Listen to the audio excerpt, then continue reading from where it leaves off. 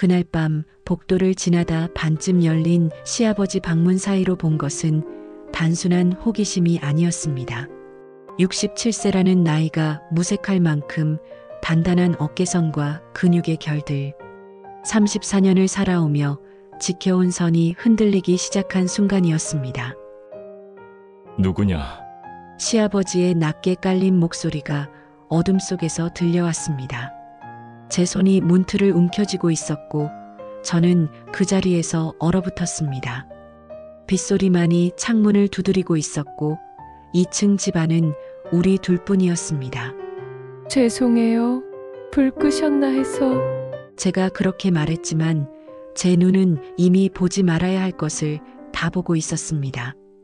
시아버지와 며느리, 33년 차이, 넘어서는 안 될 선이라는 걸 알고 있었습니다. 하지만 그 순간 외로움과 호기심, 그리고 너무나도 강렬했던 그 시각적 충격이 모든 이성을 무너뜨리고 있었습니다. 들어와. 어차피 본 거 아니냐? 시아버지가 천천히 몸을 돌리며 말했습니다. 그 말 한마디가 저를 완전히 무너뜨렸습니다. 34년을 살아오며 지켜온 도덕과 상식이 그날 밤 빗소리와 함께 흘러내렸습니다. 구독과 좋아요로 채널을 응원해 주시면 황혼열차의 새로운 실제 사연을 빠르게 들으실 수 있습니다. 그럼 오늘의 사연 시작하겠습니다. 시작은 지난 5월이었습니다. 남편 도윤이가 사우디 지사로 발령받으면서 모든 게 달라졌어요. 서연아, 1년만 참아. 돌아오면 제대로 보상해 줄게. 그렇게 말하고 떠난 남편. 처음 한 달은 매일 영상통화를 했습니다. 하지만 시차와 업무에 치이다 보니 점점 연락이 뜸해졌죠. 저는 필라테스 강사로 일하고 있었는데 경기가 안 좋아지면서 센터에서 휴직을 권유했습니다. 한 선생님, 미안한데 당분간 수업 줄여야 할 것 같아요. 회원들이 너무 많이 빠져서. 원장님의 미안한 얼굴을 보며 저는 그냥 웃었습니다. 어차피 혼자 있는 시간이 너무 많아서 힘들었거든요. 경기도 분당의 34평 아파트. 깨끗하고 좋지만 혼자 있으니 너무 넓고 조용했습니다. 그렇게 집에만 있던 어느 날 남편 도윤에게서 전화가 왔습니다. 서연아, 아버님이 요새 많이 우울해 하시는 것 같아. 시간 날 때 한 번씩 들러서 말동무 좀 해드려. 시어머니는 3년 전에 돌아가셨습니다. 폐암이었죠.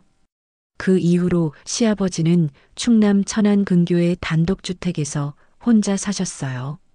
저희가 가끔 찾아뵙긴 했지만 남편이 해외로 나간 후로는 거의 못 뵀습니다. 알았어, 나 시간 많으니까 자주 들를게. 다음 날 저는 KTX를 타고 천안으로 향했습니다. 기차에서 내려 택시를 타고 30분쯤 가니 한적한 전원 마을이 나왔어요. 시아버지 댁은 담장이 있는 2층 단독주택이었습니다. 마당에는 장미꽃이 가득 피어 있었죠. 아버님, 저예요. 초인종을 누르고 기다렸습니다. 잠시 후 현관문이 열렸어요. 서연이? 갑자기 웬일이냐? 시아버지께서 놀란 표정으로 저를 보셨습니다. 67세라는 나이가 믿기지 않을 정도로 젊어 보이셨어요. 키가 180cm는 넉넉히 되는 큰 체구에 은발을 깔끔하게 뒤로 넘기신 모습, 회색 면 티셔츠에 청바지를 입고 계셨는데 팔뚝의 근육선이 드러났습니다. 도윤이가 자주 들르래요. 아버님 외로우시다고. 뭘? 괜찮은데. 들어와. 거실로 들어서자 깔끔하게 정돈된 공간이 보였습니다. 하지만 어딘가 쓸쓸한 느낌이 감돌았어요. 식탁 위에는 소주병과 안주로 보이는 김치가 놓여 있었죠. 아버님, 혼자 드세요? 응. 저녁에 한 잔씩 하는 게 낙이지 뭐. 시아버지의 목소리에는 깊은 외로움이 묻어났습니다. 저는 가슴이 짠했어요. 시어머니가 돌아가신 후 3년. 이렇게 혼자 술로 외로움을 달래고 계셨던 거죠. 제가 저녁 해드릴게요. 냉장고에 뭐 있어요? 아, 됐어. 그냥 배달. 안 돼요. 제가 요리 좀 해요. 냉장고를 열어보니 계란, 김치, 소시지 정도만 있었습니다. 마트에 가서 장을 봐와야겠다고 생각했어요.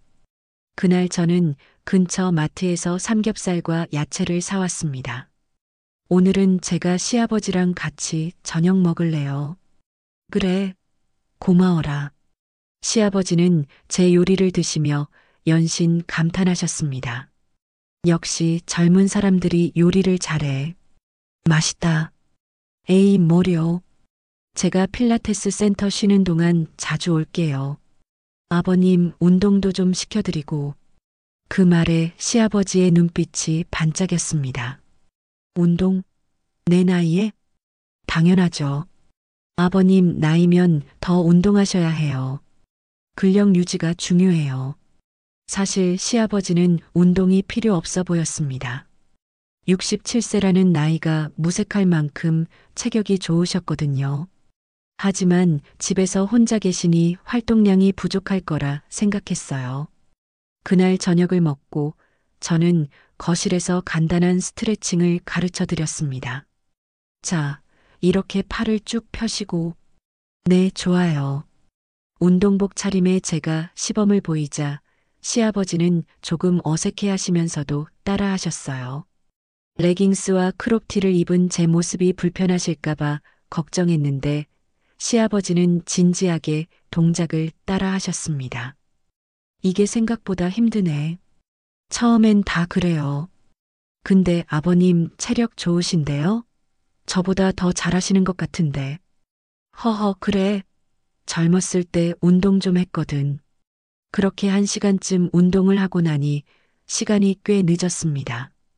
저는 마지막 KTX를 타고 집으로 돌아왔어요. 며칠 후 저는 다시 천안으로 향했습니다. 이번엔 요가 매트와 운동 도구를 챙겨갔죠. 시아버지는 제가 오는 걸 기다리고 계셨던 것 같았어요. 현관문을 열자마자 반갑게 맞아주셨거든요. 어서 와. 오늘도 운동 가르쳐 줄 거지?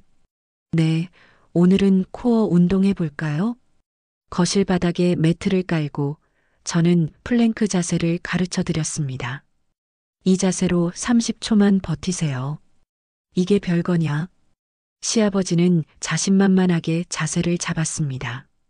하지만 20초쯤 지나자 팔이 떨리기 시작했어요. 이게 왜 이렇게 힘들지? 복근을 쓰셔야 해요. 아랫배에 힘 주시고. 저는 시아버지 옆에서 같은 자세를 취했습니다. 그때였어요. 시아버지의 시선이 제 몸 라인을 따라 움직이는 걸 느꼈습니다. 레깅스에 밀착된 엉덩이 라인, 크롭티 사이로 드러난 복근. 순간 공기가 묘하게 변했습니다. 아버님, 괜찮으세요? 응? 아, 그래. 괜찮아. 시아버지는 재빨리 시선을 돌렸습니다. 하지만 저는 알 수 있었어요. 방금 그 눈빛이 단순히 운동 지도를 받는 사람의 시선이 아니었다는 걸. 그날 이후로 저는 일주일에 2~3번씩 천안을 찾았습니다. 명목상으로는 시아버지 운동 지도였지만 사실 저도 외로웠던 거예요. 남편은 연락이 점점 뜸해졌고 집에 혼자 있으니 답답했습니다. 시아버지와 함께 있으면 시간이 금방 갔어요. 오늘은 제가 저녁 만들어 먹고 갈게요. 그래. 고마워라. 너 때문에 요새 밥맛이 돌아왔어. 저는 부엌에서 요리를 했고 시아버지는 거실에서 TV를 보셨습니다. 마치 오래된 부부 같은 편안함이 있었어요. 아니, 부부보다 더 편한 느낌이랄까요? 서연아, 도윤이는 잘 지내냐? 네, 바쁜 것 같아요. 연락이 좀 뜸하긴 한데. 그놈이 원래 가족한테 무심한 편이지. 미안하다. 아니에요. 일이 중요하니까요. 하지만 속으론 서운했습니다. 결혼 5년 차, 아이도 없고 남편은 해외에 있고 34살의 저는 무엇을 위해 살고 있는 건지 모르겠더라고요. 6월이 되자 장마가 시작됐습니다. 어느 날 천안으로 가던 중 폭우가 쏟아졌어요. KTX 안에서 시아버지께 전화를 드렸습니다. 아버님, 비가 너무 많이 와요. 오늘 못 갈 것 같아요. 그래, 위험하니까 무리하지 마라. 하지만 저는 이미 천안역에 도착한 상태였습니다. 빗속에서 택시를 타고 시아버지 댁으로 향했어요. 옷이 다 젖었지만 왠지 돌아가기 싫었습니다. 현관문을 열자 시아버지가 놀라셨어요. 서연아, 왜 온 거야? 옷이 다 젖었잖아. 괜찮아요. 샤워 좀 하고 말릴게요. 시아버지는 수건을 가져다 주셨고 저는 2층 욕실로 올라갔습니다. 뜨거운 물줄기가 온몸을 적시자 긴장이 풀렸어요. 한참을 샤워하고 나오니 문 앞에 시아버지의 티셔츠와 반바지가 놓여 있었습니다. 젖은 옷은 세탁기에 넣어뒀어. 저거 입어. 감사합니다. 시아버지의 옷을 입으니 헐렁했지만 편했습니다. 거실로 내려가자 시아버지는 소주를 따르고 계셨어요. 한잔 할래? 네, 좋아요. 우리는 마주 앉아 술을 마셨습니다. 빗소리가 창문을 두드리는 소리만 들렸어요. 서연아, 솔직히 말해봐. 너 많이 외롭지? 시아버지의 갑작스런 질문에 저는 잠시 멈칫했습니다. 조금요. 나도 그래. 혼자 사니까 외로워 죽겠어. 시아버지의 눈빛이 흔들렸습니다. 67년을 살아오신 분의 눈에서 깊은 고독이 보였어요. 아버님도 재혼 생각 안 하세요? 내가 무슨, 나이도 있는데, 그냥 이렇게 사는 거지. 그래도 혼자 계시긴 힘드실 텐데. 힘들지. 밤이 제일 힘들어. 그 말에 제 가슴이 철렁했습니다. 밤. 저도 밤이 제일 힘들었거든요. 혼자 누워있으면 외로움이 파도처럼 밀려왔습니다.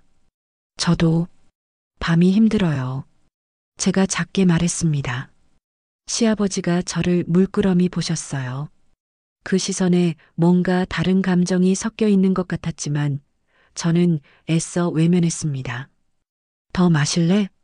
네. 우리는 소주 2병을 비웠습니다.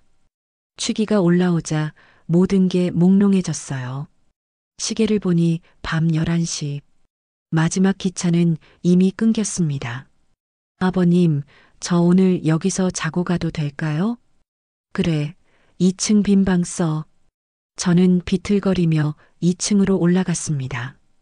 빈 방은 시아버지 방 바로 옆이었어요. 침대에 누우니 세상이 빙글빙글 돌았습니다. 얼마나 잤을까요? 목이 말라 잠에서 깼습니다. 복도로 나와 화장실로 가는데 시아버지 방에서 희미한 불빛이 새어나왔어요. 문이 반쯤 열려 있었습니다. 저는 무심코 그쪽을 봤습니다. 그리고 그 순간 제 인생이 완전히 바뀌기 시작했습니다. 반쯤 열린 문 사이로 들여다본 시아버지의 방. 그 장면을 어떻게 설명해야 할까요? 지금도 눈을 감으면 선명하게 떠오릅니다. 침대 위에 누워 계신 시아버지. 상의를 벗은 채 달빛을 받고 있었어요. 67세의 나이가 믿기지 않을 만큼 단단한 가슴과 복근. 하지만 그것보다 더 충격적인 건 따로 있었습니다. 시아버지의 손이 천천히 움직이고 있었어요. 그리고 저는 그 순간 숨이 멎을 것 같았습니다. 얇은 이불로 덮인 부분. 하지만 천은 턱없이 작았고 그 윤곽이 너무나 선명하게 드러나 있었습니다. 크기가 정상이 아니었어요.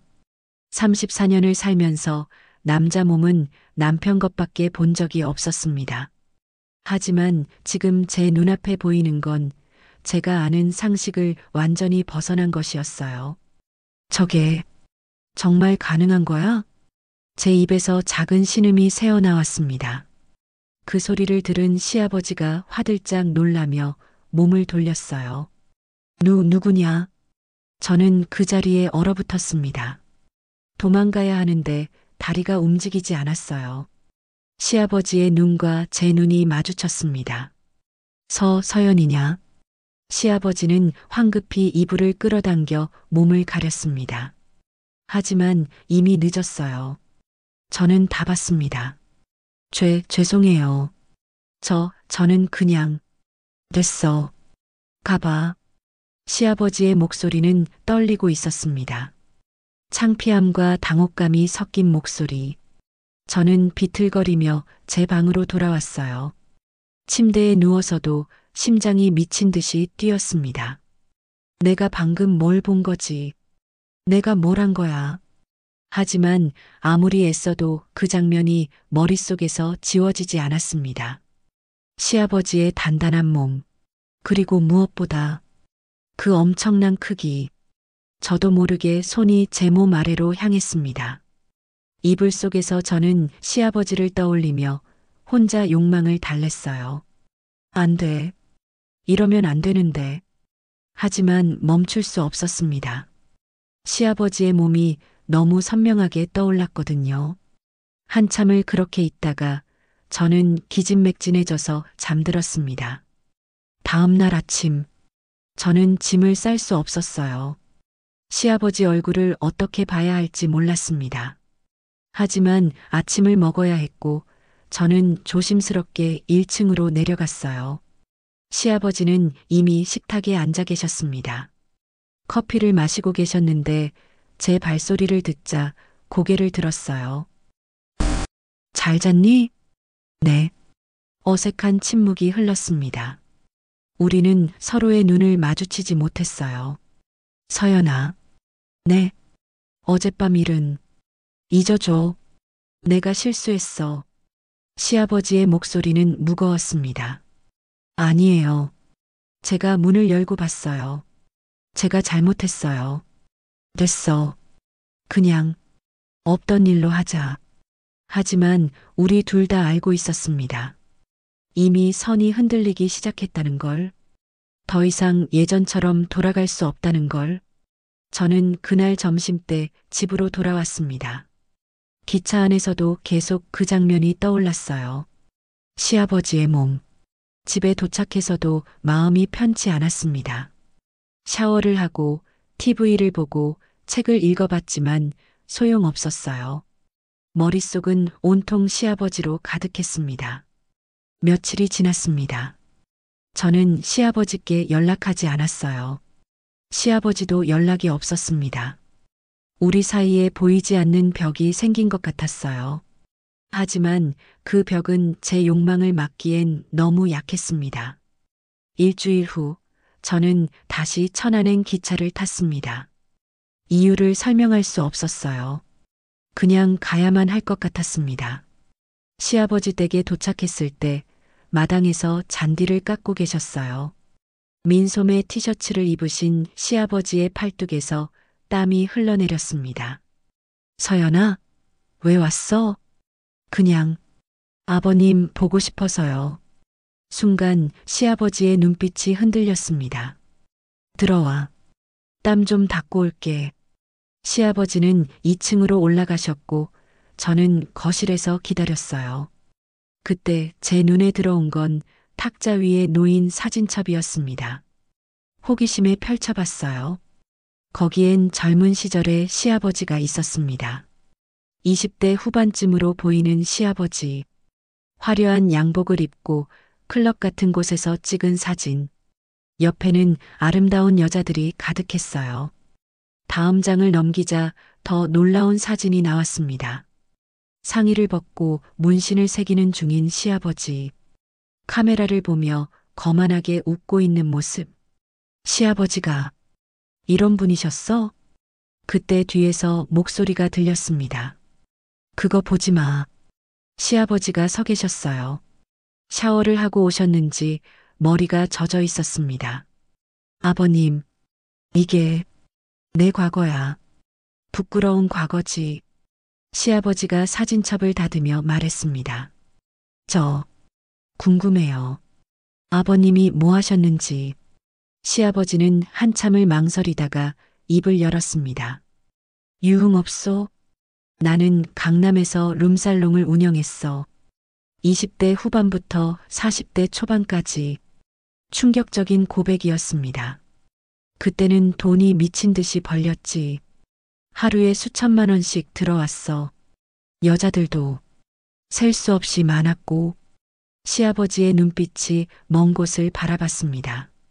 하지만 그게 다 부질없더라. 사람이 늙으면 다 똑같아. 돈도 여자도 명예도 다 사라져. 그럼 그 문신도 그때 응 젊었을 때 새긴 거야. 저는 시아버지를 새로운 눈으로 보게 됐습니다. 그냥 평범한 어르신이 아니었어요. 한때 밤의 세계를 주름잡던 사람, 수많은 여자를 품었던 남자, 그리고 그 흔적이 아직도 몸에 남아있는 사람. 서연아, 너한테 보여주고 싶지 않았어. 내 더러운 과거. 아니에요. 저는 뭐라고 말해야 할지 몰랐습니다. 사실 저는 그 과거가 더 매력적으로 느껴졌거든요. 다 보여주실래요? 제 입에서 튀어나온 말에 저 자신도 놀랐습니다. 시아버지도 얼어붙었어요. 서연아, 궁금해요. 제대로 보고 싶어요. 저는 제 안에서 무언가가 무너지는 걸 느꼈습니다. 이성이 사라지고 욕망만 남았어요. 시아버지는 긴 한숨을 쉬었습니다. 단단한 근육, 백발과 대조되는 탄탄한 몸. 이게 내 과거의 흔적이야. 시아버지의 목소리는 씁쓸했습니다. 저는 다가갔습니다. 따뜻한 피부의 촉감, 울퉁불퉁한 근육의 결. 서연아, 그만해. 싫어요. 저는 두 손으로 시아버지의 등을 쓰다듬었습니다. 서연아, 우리 이러면 안 돼. 왜요? 너는 내 며느리고 나는 그게 뭐가 중요해요? 저는 시아버지의 허리에 팔을 둘렀습니다. 등에 얼굴을 묻었어요. 남자의 냄새가 났습니다. 땀과 샴푸가 섞인 어른 남자의 향기. 서연아, 정말 안 돼. 하지만 시아버지의 몸은 반응하고 있었습니다. 등 근육이 긴장했고 호흡이 거칠어졌어요. 저는 천천히 앞으로 돌아갔습니다. 시아버지와 마주 봤어요. 67세의 남자, 33살 차이. 시아버지와 며느리. 모든 상식이 우리를 막았지만 욕망은 그보다 강했습니다. 아버님, 어젯밤에 본 거 진짜예요? 제가 속삭였습니다. 시아버지의 얼굴이 붉어졌어요. 그건 보여주세요. 제대로. 시아버지는 고개를 저었습니다. 안 돼. 그건 너한테 보여줄 게 아니야. 왜요? 이미 봤는데. 서연아, 그건 내가 젊었을 때 실수로 한 수술 때문이야. 수술? 응. 수술? 그때는 그게 유행이었거든. 여자들한테 잘 보이려고. 20대 때 미친 짓을 했지. 충격적인 고백이었습니다. 후회해. 매일 후회하면서 살아. 이게 얼마나 불편한지. 불편해요? 속옷도 제대로 안 맞아. 여름엔 찌는 것 같고, 나이 들어서 더 후회돼. 저는 알 수 없는 감정에 휩싸였습니다. 호기심과 욕망이 뒤섞였어요. 만져봐도 돼요? 미쳤냐? 시아버지가 소리쳤습니다. 너는 내 며느리야. 이러면 안 돼. 하지만 제 손은 이미 시아버지의 바지에 닿아 있었습니다. 그 순간 시아버지가 제 손목을 잡았어요. 서연아, 정신 차려. 시아버지의 눈빛은 진지했습니다. 이렇게 시작하면 돌이킬 수 없어. 우리 가족이 다 망가져. 그 말에 저는 정신이 번쩍 들었습니다. 내가 지금 뭘 하려고 한 거지? 저는 황급히 손을 뗐어요. 시아버지에게서 떨어졌습니다. 죄송해요. 제가 정신이 나갔나 봐요. 됐어. 나가봐. 오늘은 집에 가는 게 좋겠어. 저는 비틀거리며 짐을 챙겼습니다. 시아버지는 티셔츠를 다시 입고 저를 현관까지 배웅했어요. 서연아. 네. 미안해. 내가 내 앞에서 부끄러운 모습 보여서. 아니에요. 제가 잘못했어요. 하지만 우리 둘 다 알고 있었습니다. 이미 금이 갔다는 걸, 이제 돌이킬 수 없다는 걸. 기차를 타고 돌아오는 내내 저는 시아버지 생각만 했습니다. 그 단단한 몸, 그리고 감춰진 비밀. 밤이 되어 침대에 누웠을 때 저는 다시 제 몸을 만졌습니다. 시아버지를 떠올리며 그의 촉감을 상상하며 나 정말 미친 걸까? 하지만 멈출 수 없었어요. 욕망은 눈덩이처럼 커져만 갔습니다. 그렇게 며칠이 지났습니다. 저는 남편에게 영상통화를 걸었어요. 여보, 잘 지내? 응. 바빠 죽겠어. 너는? 나도 잘 지내. 거짓말이었습니다. 저는 전혀 잘 지내지 못하고 있었어요. 매일 밤 시아버지를 떠올리며 혼자 욕망을 달랬습니다. 여보, 언제 들어와? 글쎄, 한 6개월은 더 있어야 할 것 같아. 6개월? 너무 긴 시간이었어요. 여보, 나 외로워. 조금만 참아. 나도 힘들어. 하지만 남편의 목소리에는 외로움이 느껴지지 않았습니다. 그는 일에 집중하고 있었고 저는 혼자였어요. 전화를 끊고 나서 저는 결심했습니다. 다시 천안에 가기로. 이번엔 도망치지 않기로. 2주 후 저는 다시 시아버지 댁 문을 두드렸습니다. 그리고 그날 모든 것이 시작됐습니다. 문을 열어준 시아버지의 표정은 복잡했습니다. 반가움과 경계심이 섞인 눈빛. 또 왔구나. 네. 괜찮죠? 들어와. 저는 짐을 들고 안으로 들어갔어요. 이번엔 1박 2일 칫솔과 여벌 옷까지 챙겨왔습니다. 오늘은 좀 오래 있으려고요. 그래. 시아버지는 별 말씀이 없으셨어요. 하지만 제가 온 걸 싫어하시는 것 같진 않았습니다. 오히려 외로웠던 눈빛이 조금 밝아진 것 같았어요. 저녁을 만들어 드리고 우리는 소파에 나란히 앉아 TV를 봤습니다. 드라마가 나오고 있었는데 내용은 하나도 들어오지 않았어요. 제 모든 신경은 옆에 앉은 시아버지께 향해 있었습니다. 서연아. 네. 너 요새 남편한테 연락은 하냐? 가끔요. 바쁘대요. 그놈이 가족을 너무 소홀히 하는 거 아니냐? 일이 중요하니까요. 하지만 속으론 섭섭했습니다. 남편은 저보다 일이 중요했어요. 결혼한 지 5년이 지났지만 여전히 저는 우선순위에서 밀려나 있었습니다. 너 외롭지? 시아버지의 질문에 저는 고개를 끄덕였어요. 많이 외로워요. 나도 그래. 시아버지의 손이 제 손을 덮었습니다. 큰 손, 따뜻한 온기. 아버님, 서연아, 솔직히 말할게. 나 요새 너 때문에 잠을 못 자. 심장이 쿵하고 떨어지는 것 같았어요. 저도 그래요. 우리는 서로를 바라봤습니다. 거실의 은은한 조명 아래 시아버지의 은발이 빛났어요. 이러면 안 되는 거 알아. 하지만 자꾸 내 생각이 나. 젊은 너의 모습이 날 미치게 만들어. 시아버지의 고백에 저는 숨이 막혔습니다. 아버님도 저를? 응. 너도 나를 생각하냐? 네. 매일 밤 저는 고백했습니다. 부끄러웠지만 숨길 수 없었어요. 시아버지가 제 턱을 들어 올렸어요.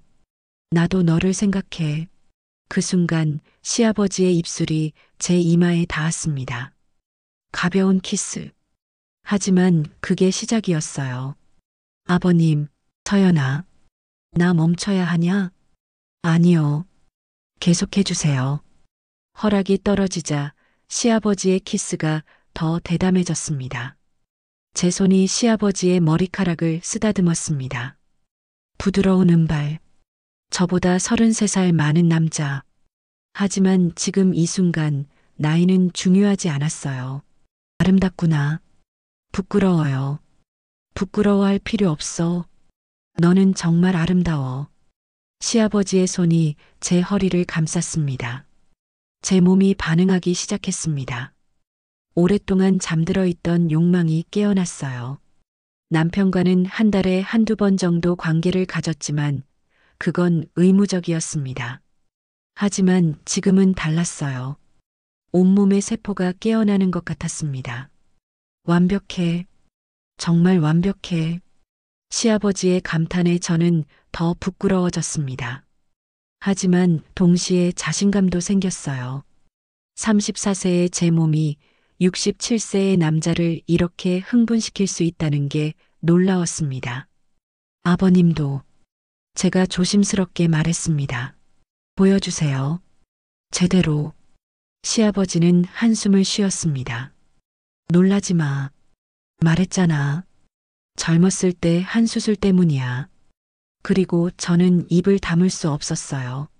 저게 진짜 제 눈앞에 있는 것은 상상을 초월했습니다. 후회하고 살아. 이게 얼마나 불편한지. 시아버지의 목소리에는 진심이 담겨 있었습니다. 아버님, 이걸로 어떡해. 그래서 내가 고생이야. 여자들이 다 도망가거든. 시아버지의 쓴웃음에 저는 가슴이 아팠습니다. 도망가지 않을게요. 서연아, 너 진심이냐? 네. 저는 고개를 끄덕였습니다. 시아버지는 숙련된 손길로 저를 쓰다듬었습니다. 젊었을 때 수많은 여자를 상대했던 경험이 느껴졌어요. 남편과는 차원이 달랐습니다.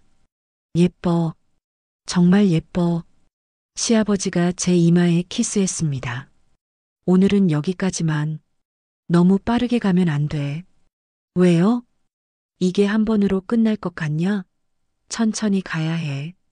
서로를 더 알아가면서 시아버지의 배려에 저는 감동했습니다. 그럼 내일 생각해보자. 우리는 옷을 입고 각자의 방으로 갔습니다. 하지만 잠은 오지 않았어요. 방금 전의 일들이 너무 생생했습니다. 다음 날 아침, 저는 일찍 일어나 아침을 준비했습니다.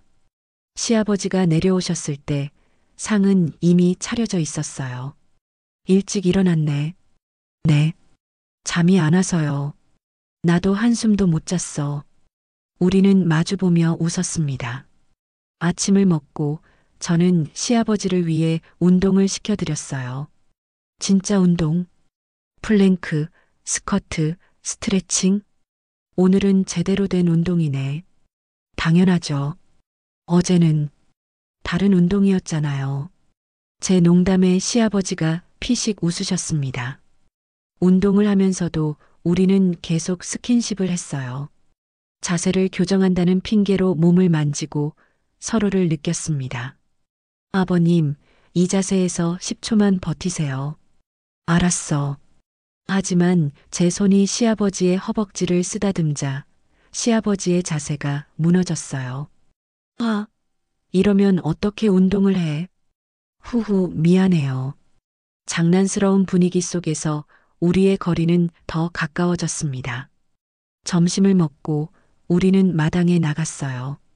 장미꽃이 만발한 정원을 거닐었습니다. 예쁘죠? 응. 내 어머니가 좋아하던 꽃이야.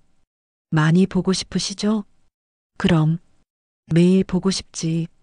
시아버지의 목소리가 가라앉았습니다. 하지만 이제 너를 만나서 조금은 외로움이 덜해. 저도요. 아버님이 있어서 외롭지 않아요. 우리는 손을 잡고 정원을 걸었습니다.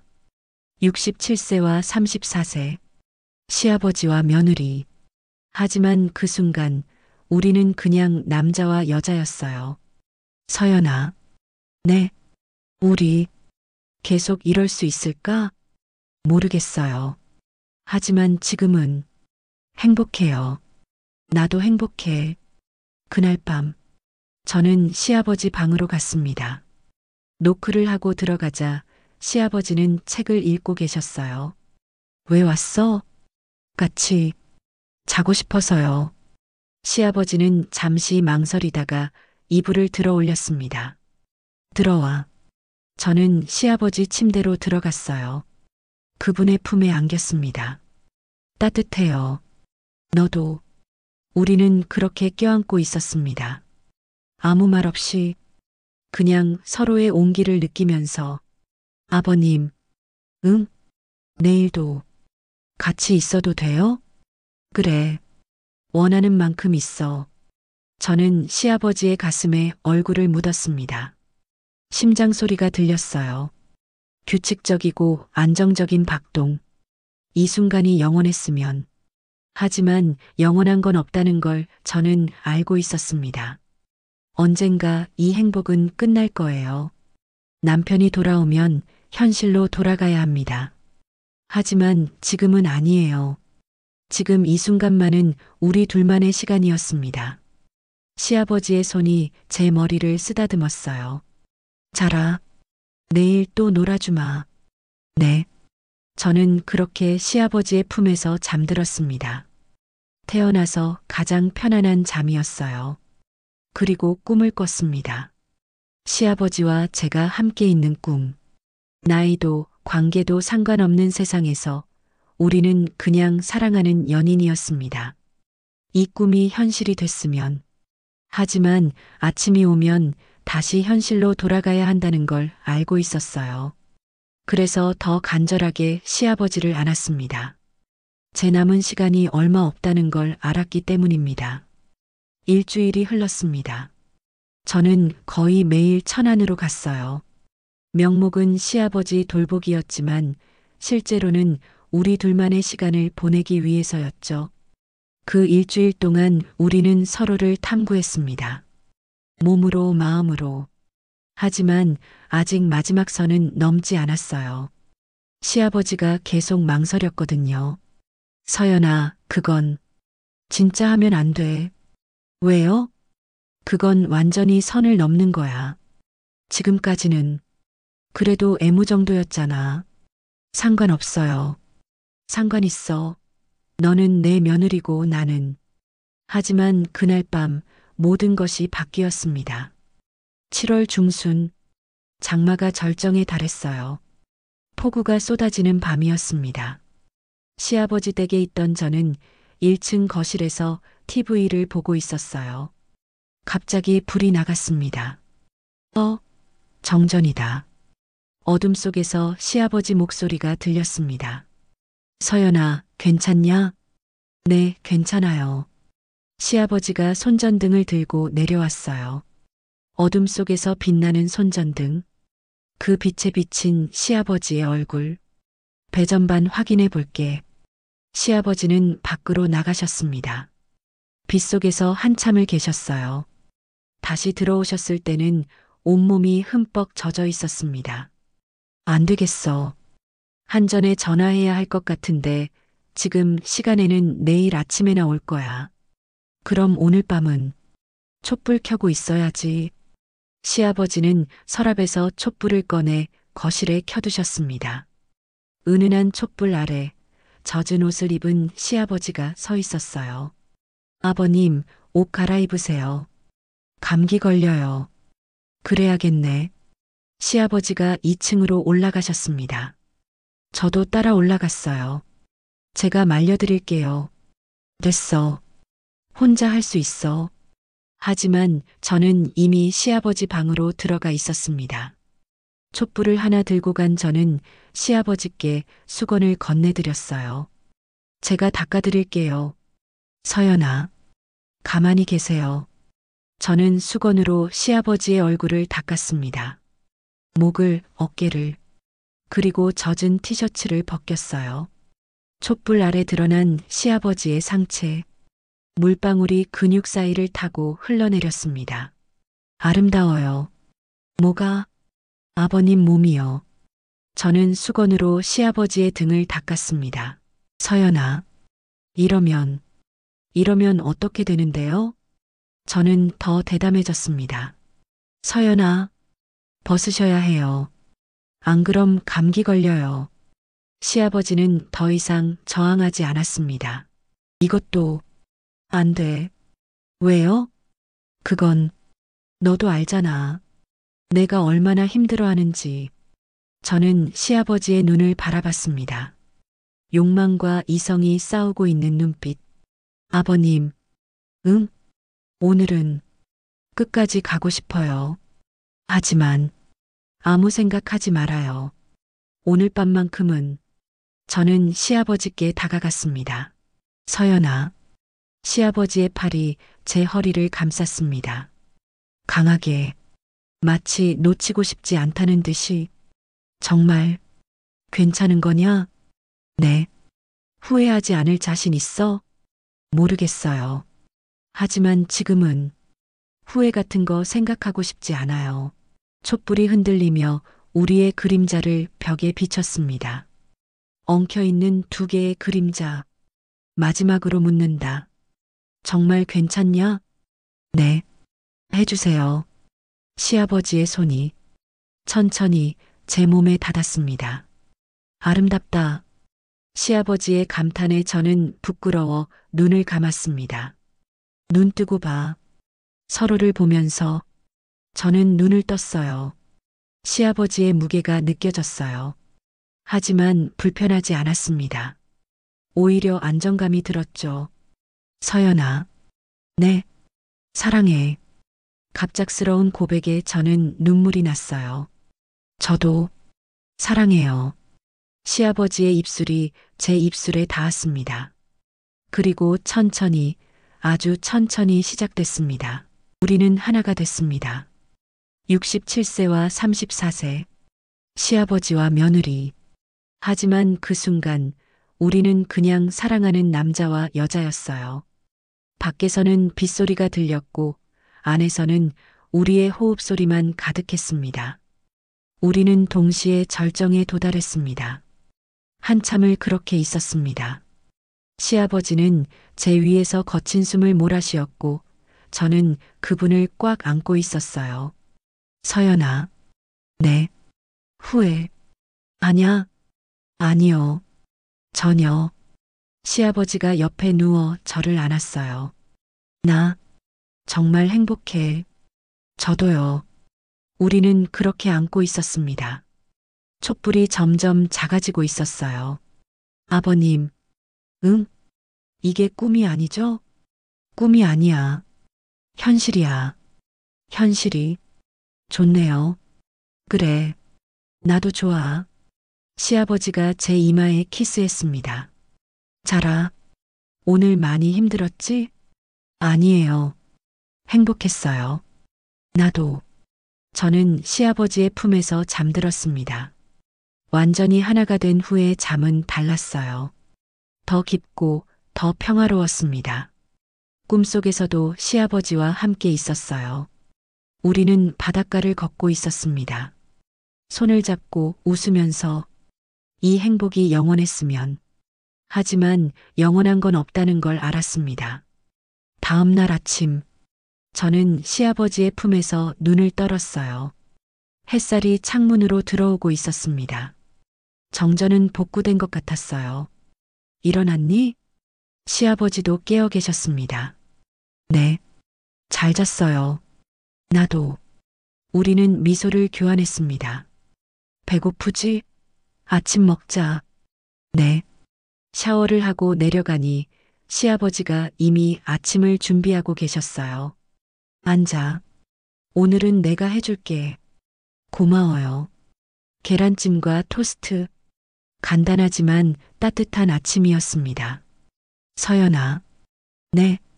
어젯밤 이후로 우리 관계가 바뀐 거지? 네. 그런 것 같아요. 좋아. 나도 그렇게 생각해. 시아버지가 제 손을 잡았습니다. 앞으로 어떻게 할 거야? 모르겠어요. 하지만 지금은 행복해요. 그것만으로 충분해요. 시아버지가 쓴웃음을 지었습니다. 언젠가 끝이 올 거야. 도윤이가 돌아오면 그때 가서 생각해요. 지금만 생각하고 싶어요. 그래. 그렇게 하자. 우리는 아침을 먹고 다시 2층으로 올라갔습니다. 그리고 또다시 사랑을 나눴어요. 아침 햇살 아래서 촛불 없이 우리는 서로를 더 선명하게 볼 수 있었습니다. 아름답다, 서연아. 아버님도요. 두 번째는 더 여유로웠습니다. 서로의 몸을 탐구하며 천천히 즐겼어요. 시아버지는 제 몸의 모든 부분을 기억하려는 것처럼 세심하게 탐색했습니다. 다시 하나가 됐을 때 저는 어젯밤과는 다른 느낌을 받았어요. 더 깊은 연결, 단순히 몸만이 아닌 마음까지 이어진 느낌. 사랑해, 서연아. 저도 사랑해요, 아버님. 우리는 오전 내내 침대에 있었습니다. 사랑하고 쉬고 다시 사랑하고 점심때쯤 되어서야 침대에서 나왔어요. 배고파 죽겠다. 시아버지의 말에 저는 웃었습니다. 제가 만들어 드릴게요. 고마워. 부엌에서 요리를 하는 동안 시아버지는 뒤에서 저를 껴안았어요. 이렇게 있으니까 좋네. 저도요.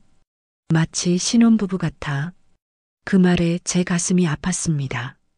우리는 신혼부부가 될 수 없었어요. 이미 각자의 자리가 있었으니까. 하지만 지금 이 순간만큼은 그런 척할 수 있었습니다. 점심을 먹고 우리는 거실에서 영화를 봤어요.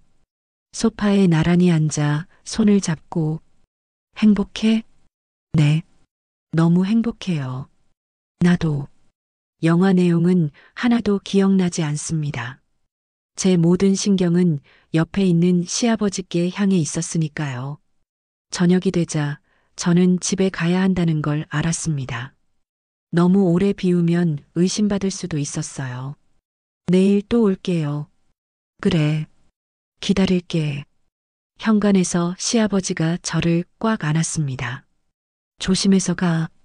네. 사랑해요. 나도 사랑해.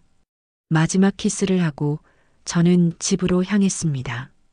기차 안에서 창밖을 보며 생각했어요.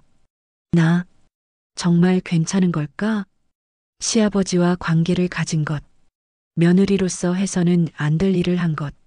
하지만 후회는 없었습니다. 오히려 다시 하고 싶었어요. 집에 도착해서도 시아버지 생각만 났습니다. 샤워를 하면서도 침대에 누워서도 내일 또 가야지. 그렇게 다짐하며 저는 잠들었습니다. 꿈속에서도 시아버지와 함께였어요. 우리는 어딘가로 도망가고 있었습니다. 아무도 없는 곳으로, 오직 우리 둘만 있는 곳으로. 하지만 그건 그냥 꿈일 뿐이었습니다.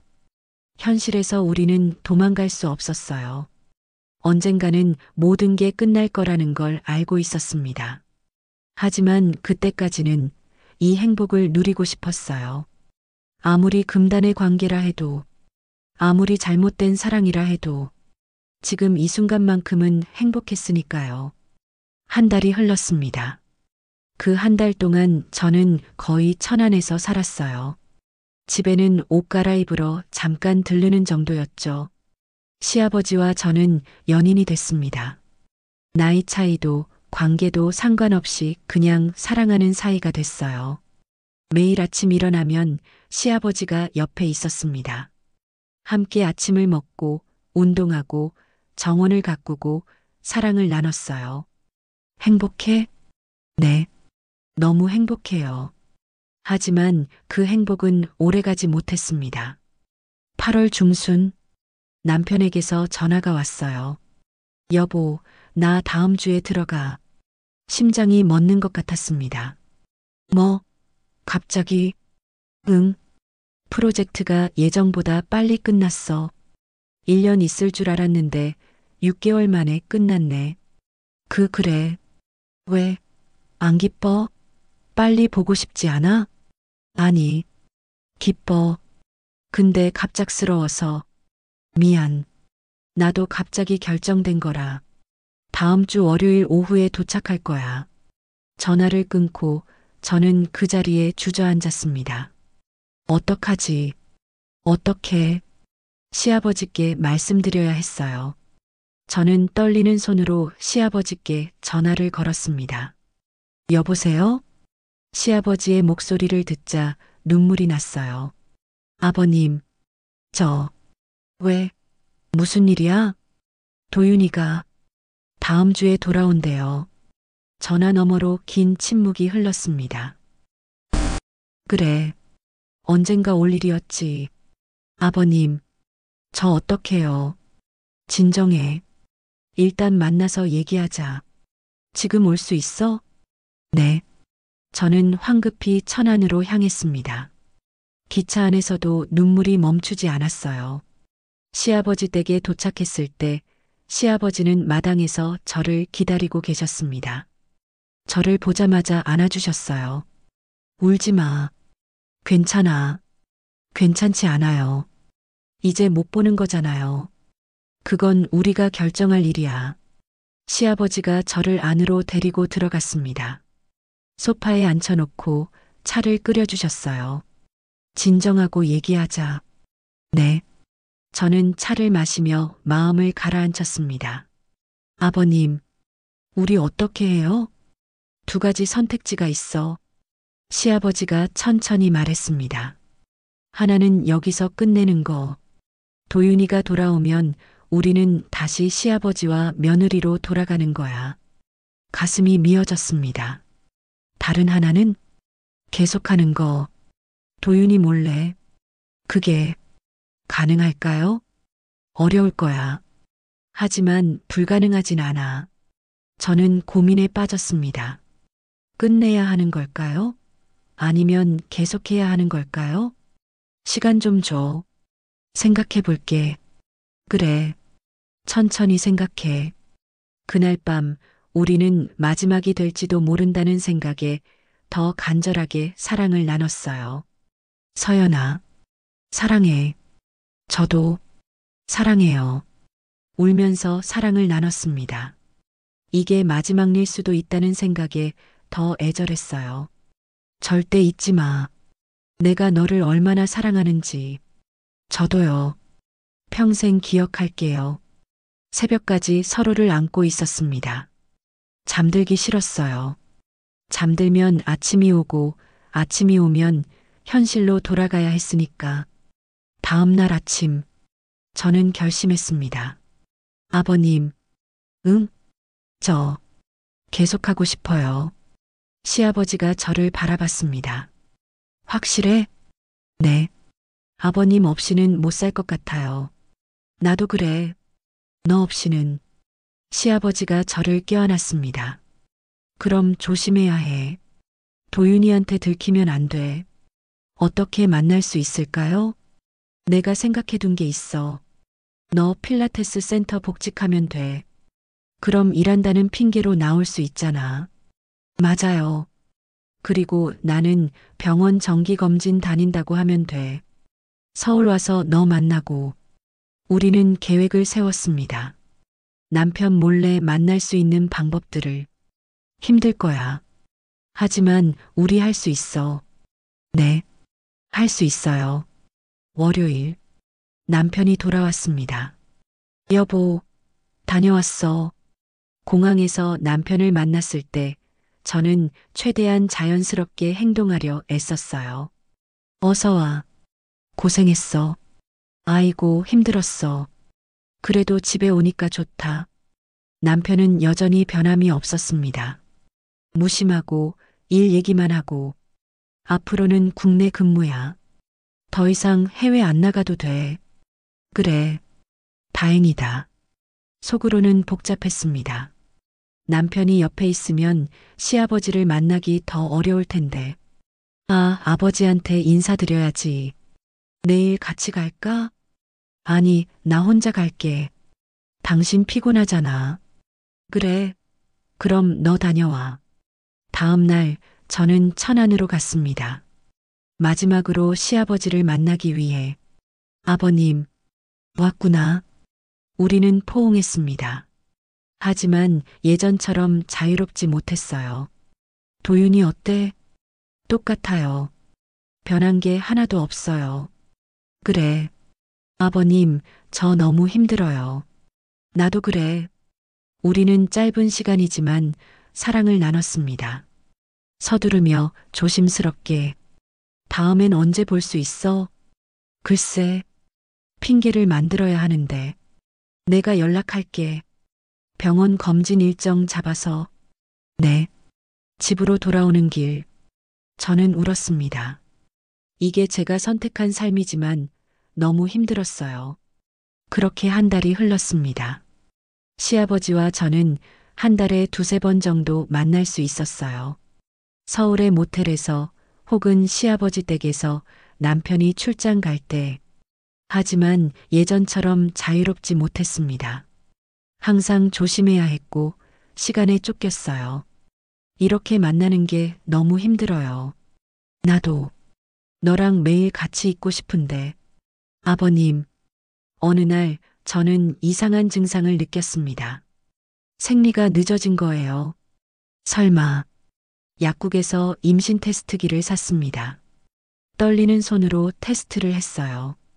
2줄. 임신이었습니다. 어떡하지? 패닉이 왔어요. 이게 누구 아이인지 확실하지 않았습니다. 남편과도 한 달에 한두 번은 관계를 가졌고 시아버지와도 만날 때마다 했으니까. 하지만 타이밍을 계산해 보니 시아버지 아이일 확률이 높았어요. 어떡하지? 어떻게 해? 저는 시아버지께 전화를 걸었습니다. 아버님, 저 임신했어요. 뭐?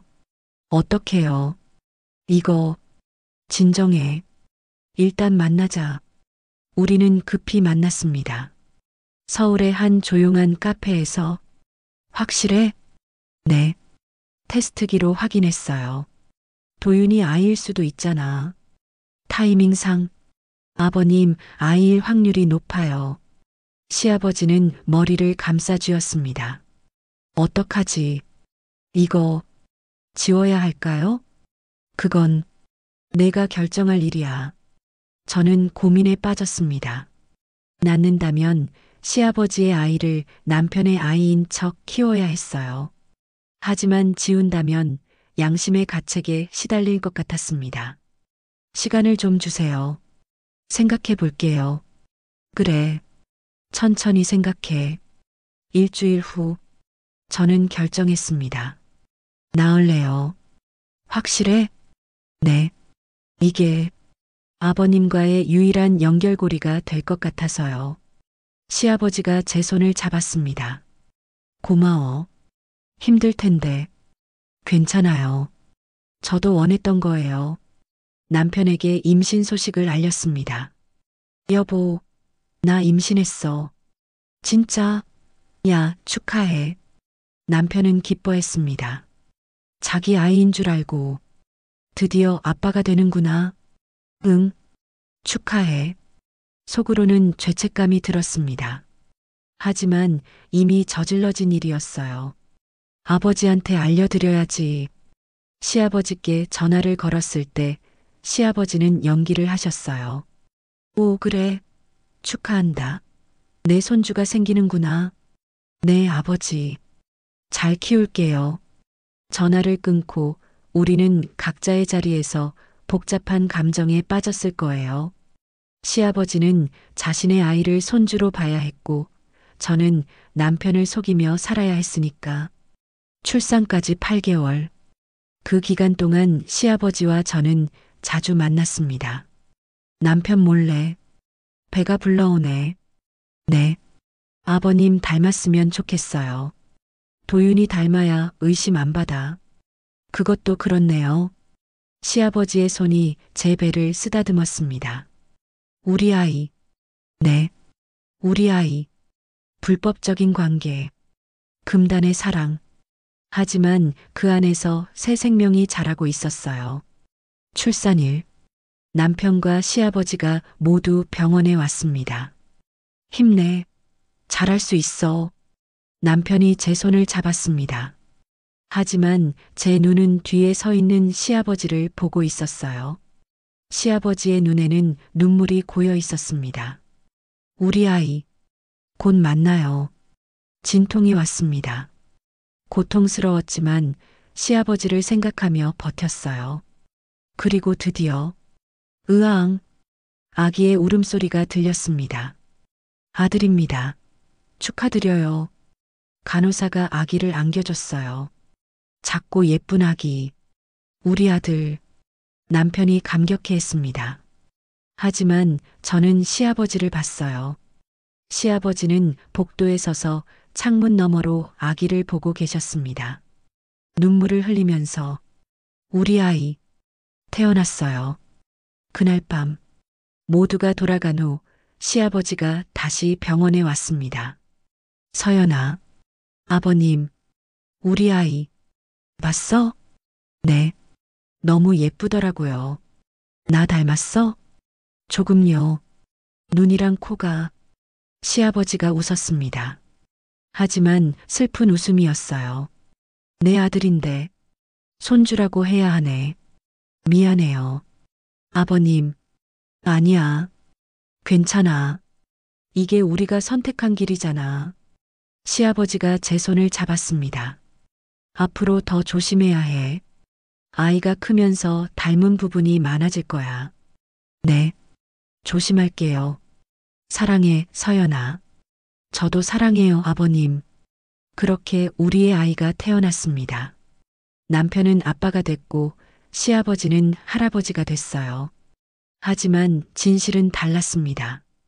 그 아이의 진짜 아빠는 할아버지였으니까요. 1년이 흘렀습니다. 아이는 무럭무럭 자랐어요. 이름은 준서라고 지었습니다. 우리 준서 이리 와봐. 시아버지가 준서를 안아 올렸습니다. 손주를 안는 할아버지의 모습. 하지만 우리만 알고 있었어요. 이게 할아버지와 손주가 아니라 아버지와 아들이라는 걸. 할아버지 닮았다. 남편이 웃으며 말했습니다. 그러게요. 할아버지 빼박이에요. 저도 웃으며 받아쳤습니다. 하지만 속으로는 아슬아슬했어요. 너무 닮으면 들킬 수도 있는데. 시아버지와 저의 관계는 계속됐습니다. 한 달에 한두 번 틈틈이 만났어요. 요새 어때? 힘들어요. 거짓말하며 사는 게. 나도 그래. 우리 아들을 손주라고 불러야 하니까. 미안해요. 아니야. 우리가 선택한 길이잖아. 우리는 호텔방에서 사랑을 나눴습니다.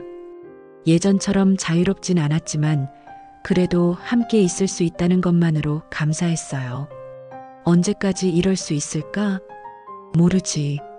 하지만 가능한 한 오래. 그래. 오래오래 함께해요. 현재 준서는 이제 5살이 됐습니다. 시아버지는 72세가 되셨어요. 하지만 여전히 건강하시고 젊어 보이세요. 저는 39세. 시간은 빠르게 흘렀지만 우리의 사랑은 변하지 않았습니다. 여전히 한 달에 2~3번 만나고 사랑을 나눠요. 아빠, 할아버지 왔어. 준서가 뛰어와 시아버지를 안았습니다. 우리 준서 많이 컸네. 시아버지가 준서를 안아 올리며 웃었어요. 우리 아들. 시아버지의 눈빛이 그렇게 말하고 있었습니다. 아버님, 오늘 저녁 같이 드실래요? 그래. 그럼 내가 좋아하는 고기 먹으러 가자. 좋아요. 우리 가족은 함께 식당으로 향했습니다.